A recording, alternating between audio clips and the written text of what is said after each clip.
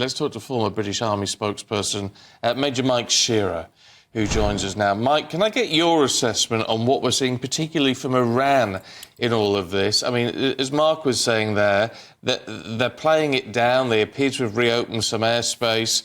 I mean, is this, from an Iranian perspective, are they trying to de-escalate this a little bit rather than come back with that massive response they've been threatening? I think that's exactly right. I think Israel have actually been very restrained in their response. You mentioned earlier that they didn't target people. They didn't target the capital. Isfahan is some 4 hours drive south of the capital. So they've gone for a military installation. So I think Israel, despite what they will be saying, have listened to the president of the U.S. They have tempered their response. Whether or not they will do more, we will have to wait and see. But they didn't involve people. And I think that's important. You know, Israel see every loss of innocent life as a tragedy. I think that Iran and their proxies, like Hamas, they see it as a strategy. So I think Israel has been very restrained about their response. And I think, therefore, Iran can calm down on the back of that.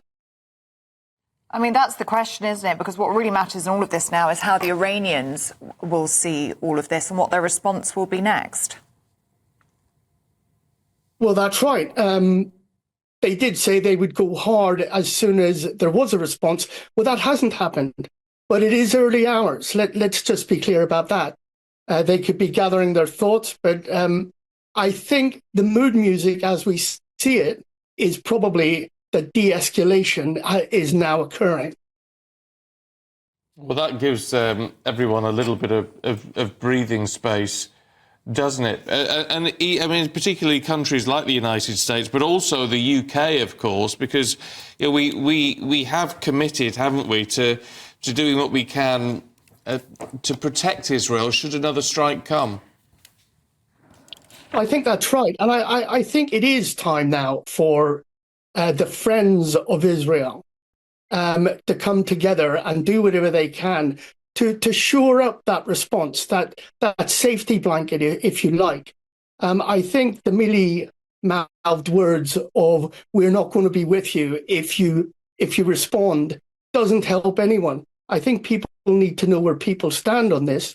And let's be clear, Israel have been reactive on every occasion since the 7th of October. They haven't been proactive. And on that basis alone, I think the friends of Israel really need to stand up now and do what they can, even if it is only signaling by word of mouth that we are with you, and they should be. What do we know about Iran's nuclear program, and how concerned do you think we should be about that if we're going to be seeing tit-for-tat strikes taking place here? Well, I mean, this is very worrying. And Isfahan is the center of Iran's nuclear program. I would say that the world should be very worried if Israel, I beg your pardon, if Iran developed that nuclear strength that can then threaten nation states around the planet. So the fact that Israel have made a strike on that sends out a signal, I think. And I think that, you know, the planet should be behind them. I don't think that I think the Saudis will be happy enough with that response.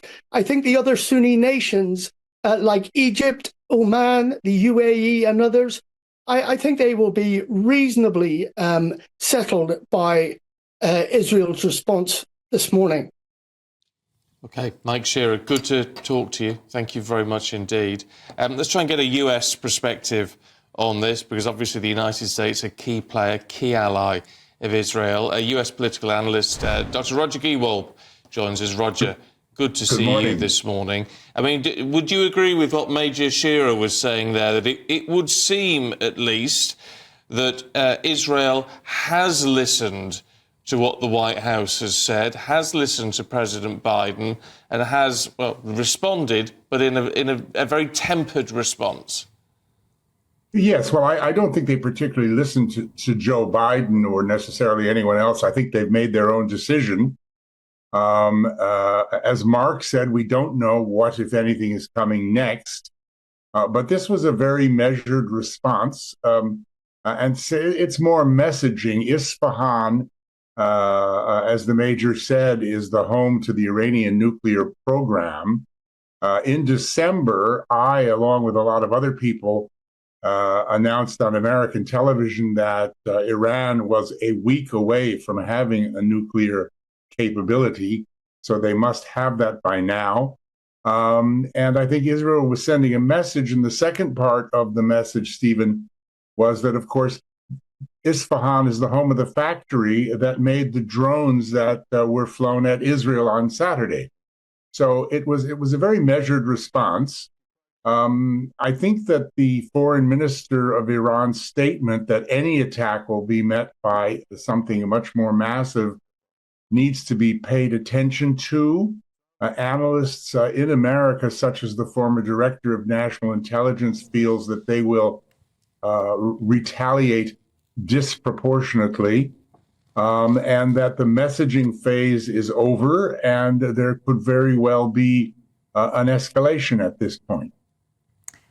Roger, our understanding from a senior US official is that the US had advance warning of this strike, but they did say they didn't endorse the response.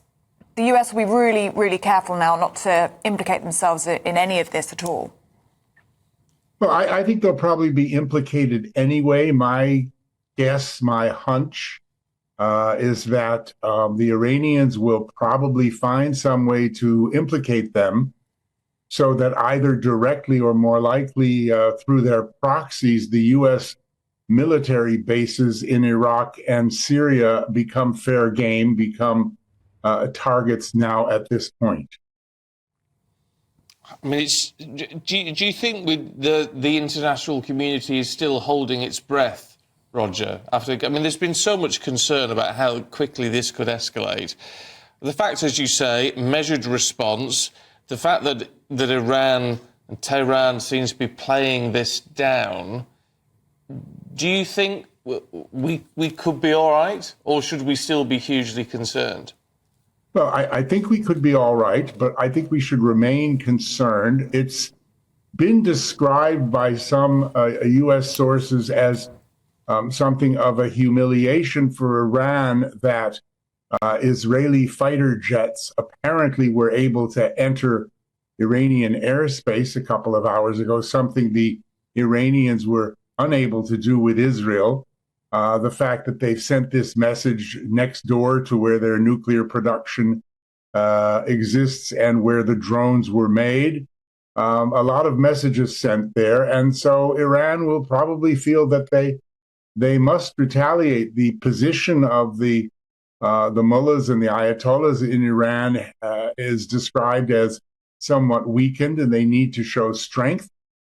So they will probably do something. Let's hope it's not on a massive basis. Let's hope it's tit for tat. But some of the experts do feel that that phase is over and that their response will be greater. And I would imagine that the Israelis are waiting to see what that is before deciding what, if anything, to do next. Okay, Roger, thanks very much indeed. Well, Middle East security analyst Seth Fransman joins us now. Good to see you this morning, Seth. And what's your assessment of what we've seen in the past few hours? Well, it does appear that, there has been some sort of incidents in Iran, but I think it's clear that the Iranian regime is downplaying it. And it does seem that although, media is indicating that Israel carried out some sort of retaliation or what have you, I think that we'll probably hopefully see some sort of de-escalation, because in the end of the day, Iran attacked Israel with 350 missiles and drones, which is an unprecedented attack. So I think Israel had to show that it's willing to do something, but I think that it's not in anyone's interest to see it escalate into a wider regional conflict. Why do you think, Seth, that Iran is playing it down following its previous rhetoric? Well, the Iranian regime has spent, the last decades or so pretending that it is on the winning side. It basically is always messaging that Israel and the United States are losing and that the United States is leaving the region, that Israel is under siege and Israel is about to fall apart. So if you spend many years as an authoritarian regime messaging that your enemy is weak and that you are on the offensive everywhere in the region, and then all of a sudden it turns out that, in fact, I think what many people know, which is the Iranian regime is a bit of a paper tiger. It's not as strong as it portrays itself. I think that would be incredibly harmful to the regime to admit that it can't defend its own airspace. So it has to pretend that it can defend its airspace, because especially that would be embarrassing considering the fact that Israel had intercepted, along with the Americans, 99% of the drones and missiles that Iran attacked Israel with.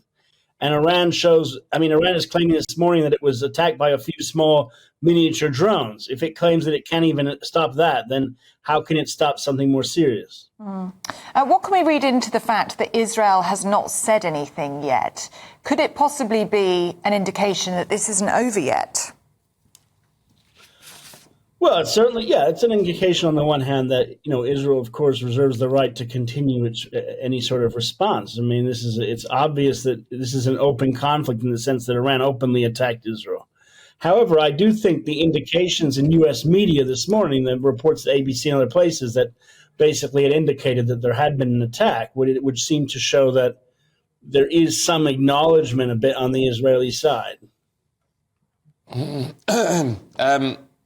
In terms of how this will be viewed by other anti-Israeli powers in the region, what do you think? I mean, because the issue with this is not just Iran; it's the proxies of Iran that are operating in the region, including Hezbollah. I mean, is there a case that perhaps Iran is going to respond using proxies? Is Israel likely to attack proxies? I mean, what's your assessment moving forward on that front? Well, first of all, the proxies have already been attacking Israel for years, and also since October 7th with the Hamas attack, Hezbollah carried out 3,100 attacks on Israel already. So we're already seeing an active war zone there. I think even minutes after the reports this morning of the attacks in Isfahan, Hezbollah already carried out an attack in northern Israel. So I do think, yes, we'll see escalation with the proxies. We'll see more attacks by the Houthis or Iraqi-based militias. We'll see more escalation in northern Israel. And that's the front that Iran prefers anyway. Iran would like that to be the front line because Iran likes to use others to fight its wars so that Iran doesn't have to do anything. Okay. Seth Fransman, good to see you this morning. Thanks very much indeed.